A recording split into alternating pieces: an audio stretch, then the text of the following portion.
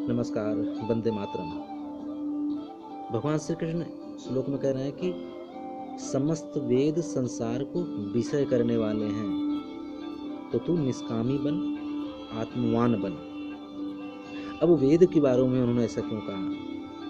उनके कहने का तात्पर्य है कि समस्त वेद जो हैं वो तीनों गुणों से भरे हुए हैं। रज, सत्व, तम, ये तीन गुण होते हैं, उससे भरे हुए हैं। तो ये एक वेदों के बारे में ही नहीं कह रहे हैं। वो उनका कहना है कि समस्त वेद, समस्त शास्त्र, समस्त वचन, समस्त शब्द इन तीन चीजों से ही भरे हैं। आप कोई भी शब्द जो भी आप व्यक्त कर दिया, उसमें तो तीन गुण रहेंगे ही रहेंगे। आपको कुछ ना कुछ गुण डालने ही होते हैं, तभी आपकी बात व्यक्त हो सकती है। तो भगवान श्री कृष्ण कह रहे हैं कि वेद व्यक्त हैं, तो व्यक्त हैं तो इसमें तीन गुण समाहित हैं। जैसे कि बीज है, उसमें एक निर्गुण छुपा है। कितना बड़ा निर्गुण है, कितना बड़ा वृक्ष है, हमें मालूम नहीं है। तो उस बीज की भांति वेद को है बहुत कुछ पढ़ा, लेकिन जिसे वेद भी कहते हैं कि नेति नेति, जिसे बताने का कोई उपाय नहीं है, जिसे बताया नहीं जा सकता है, हम उसके बारे में बात कर रहे हैं। समझिए, एक तरफ तो कह रहे हैं नेति नेति, सारे वेद कह रहे हैं कि बताने का कोई उपाय नहीं है, तो भी हम उसको व्यक्त कर रहे हैं किसी तरीके से। तो भगवान श्री कृष्ण कह रहे हैं उसमें तीन गुण हो जाएंगे। अब आपको चांद दिखाना हो, सूर्य दिखाना हो, पौधे दिखाना हो, तो मैं एक उंगली उठाऊंगा और दिखा दूंगा कि ये रहा वो रहा। अब अगर हमें आपको परमात्मा दिखाना है तो ये किसी काम की नहीं है। किस तरीके से आप बताएंगे? शब्दों में समा नहीं सकता। ऐसे कोई शब्द नहीं है कि जो उसका पूरा विस्तृत वर्णन कर सकें, उसको आकार दे सकें, उसको बना सकें। सारे शब्द व्यर्थ। ऐसी कोई प्रतिमा नहीं है, कितनी भी प्रतिमा हो, ऐसी कोई प्रतिमा नहीं है जो उस निर्गुण को घेर सके, उस परमात्मा को घेर सके। तो बताने के लिए है नहीं। तो भगवान श्री कृष्ण वेद की निंदा नहीं कर रहे हैं। उनके कहने का तात्पर्य है कि शब्दों की एक सीमा होती है, वेदों की सीमा है, एक उनका निर्देश बता रहे हैं। उनका एक सीमा है, उसी के अंतर्गत वो बात करते हैं। अब कोई कहे साहब कि चलो भगवान श्री कृष्ण ये कह रहे वेद छोड़ करके गीता को पकड़ लेते हैं, तो एक को छोड़ा फिर दूसरे को पकड़ लिया। वो कह रहे किसी को पकड़ना ही नहीं है, तू आत्मवान बन, तो योगक्षेम को उपलब्ध होगा। योगक्षेम क्या है? दिया जलता है और जो भी प्रकाशित होती हैं चीजें हम उनको देख पाते हैं। आपने कोई प्रकाश देखा है?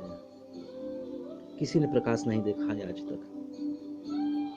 उस दिए से जो चीजें प्रकाशित होती हैं हम उनको देखने लगते हैं। वहां पर अंधेरा हो जाए तो चीजें प्रकाशित होना बंद हो जाती हैं, हमें कुछ दिखाई नहीं पड़ता है। तो योगक्षेम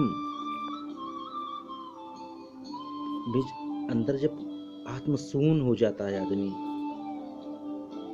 आत्मशून्य हो जाता है, तो उस आत्मज्ञान को उपलब्ध होता है। तो उसके अगल बगल का वातावरण जो है वो बदलने लगता है। सेंसिटिव लोग जो है थोड़ा सा वो पकड़ने लगते हैं, उसके अगल बगल ज्ञान घूमने लगता है।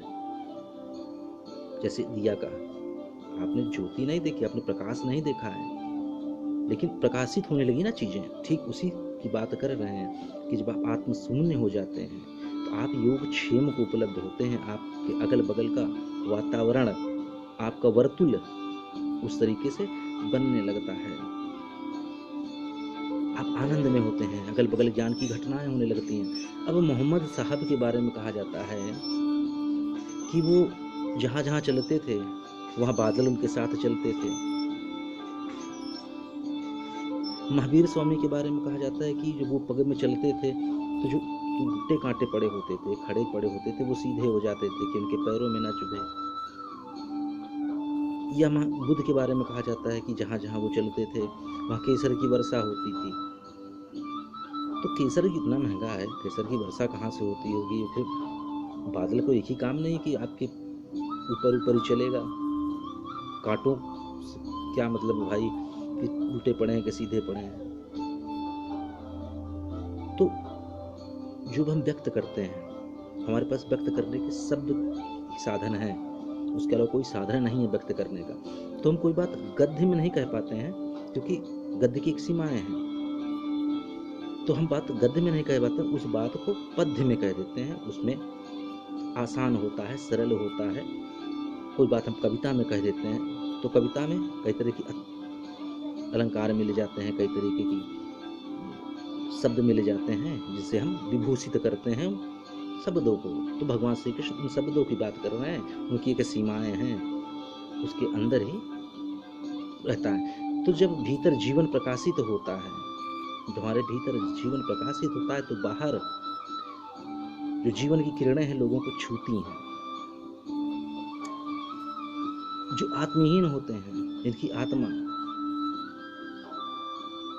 एक पूरी तरह प्रफुल्लित नहीं हो पाई है, पूरी तरह खिलावट पे नहीं है, आत्मा मरती जाती है लोगों की।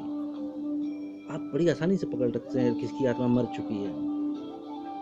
जब आत्मा मरने लगती है तो अगल बगल पीड़ाएं होती हैं, आदमी दुखी होता है, संताप में होता है। तो जिससे जितनी आत्माएं मरती जाएंगी, आदमीन है तो दुख पीड़ा। अब हिटलर जैसा आदमी अगर पृथ्वी पर हो तो जाहिर है कि पूरे विश्व में एक संताप होगा, एक दुख के बादल मंडराएंगे, एक तरह का दुखद वातावरण होगा वायुमंडल में। चंगेज खां जिस रास्ते से निकलता था, बच्चों के सिर काट करके भाले पर रख देता था, हजारों हजार बच्चे। किसी ने पूछा कि भाई ये बच्चों का सिर भाले पर क्यों गाड़ के रख देते, तो उसने कहा लोगों को मालूम होना चाहिए चंगेज खान आ रहा है इस रास्ते से। तो ये आज के अंदर योगक्षेम है या नहीं है, आपकी आत्मा किस टाइप की है। तभी उस रास्ते से आज चंगेज खान जिस बारे में बात कर रहा है कि मालूम होना चाहिए लोगों को, उस रास्ते से बुद्ध भी गुजरे होंगे, उस रास्ते से महावीर स्वामी भी गुजरे होंगे, उस रास्ते से राम भी गुजरे होंगे। तो जब वो गुजरे होंगे तो लोगों को ऐसा लगता होगा, है ना। तो योगक्षेम, तो जब आप स्वयं हो जाते हैं, स्वयं को मानने लगते हैं, स्वयं को सब कुछ मानने लगते हैं, तो आपकी जो शक्ति है वो विपन्न हो जाती है। तो भगवान कृष्ण जो बात कर रहे हैं शक्ति संपन्न बन, तो भगवान कृष्ण ये बात नहीं कर रहे हैं तू स्वयं बन। स्वयं बनने का मतलब कि आपके पास शक्ति नहीं है। अच्छा, शक्ति होती क्या है? जो आदमी जितना दीनहीन होगा, डरा हुआ होगा, घबराया होगा, उसका अहंकार उतना ही बड़ा होगा। अहंकार एक रामबाण औषधि है दीनहीन लोगों की। जो जितना दीनहीन होगा उतना अहंकार में डूबा हुआ व्यक्ति होगा वो। तो भगवान श्री कृष्ण जिस शक्ति की बात कर रहे हैं कि शक्ति संपन्न बन, वो पावर की बात नहीं कर रहे हैं, वो पावर नहीं है। कृष्ण कहते हैं कि पावर नहीं, एनर्जी।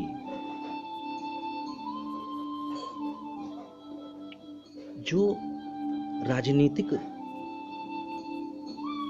शक्ति या अधिकारी की शक्ति, उसके बारे में बात नहीं कर रहे हैं। राजनीतिक शक्ति क्या है, अधिकारी की शक्ति क्या है? कोई शक्ति नहीं है उसके अंदर, उसकी पद की शक्ति है। उसका पद जब तक है वो शक्ति संपन्न है, पद छीन गया साहब, पूरी शक्ति चली गई।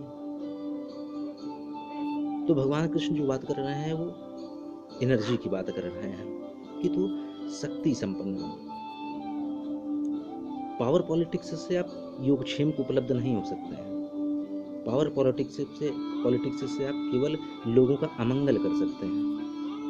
अपने आसपास देख लीजिए, जो भी पॉलिटिक्स से जुड़े हुए लोग हैं वो लोगों का अमंगल करने पे ही उतारू रहते हैं। कब मौका मिले लोगों का मंगल हो, किसी का मंगल करने के लिए नहीं। तो पावर पॉलिटिक्स एक दूसरी बात है, वो अलग शक्ति की बात है। भगवान श्री कृष्ण यहाँ पर उस शक्ति की बात ही नहीं कर रहे हैं। वो शक्ति की बात कर रहे हैं कि अहंकार का विसर्जन कर, विसर्जन आएगा तो योगक्षेम को उपलब्ध होगा। वो कह रहे हैं तू आत्मशून्य बन, आत्मज्ञानी बन तो योगक्षेम को उपलब्ध होगा। तो अहंकार का विसर्जन की बात कर रहे हैं वो। तो अहंकार का विसर्जन वही व्यक्ति कर सकता है जिसको कोई डर ना हो, जो दीनहीन ना हो। तो भगवान कृष्ण युद्ध की बात ही नहीं कर रहे हैं, फिर वही हमारी आपकी बात कर रहे हैं। वंदे मातरम।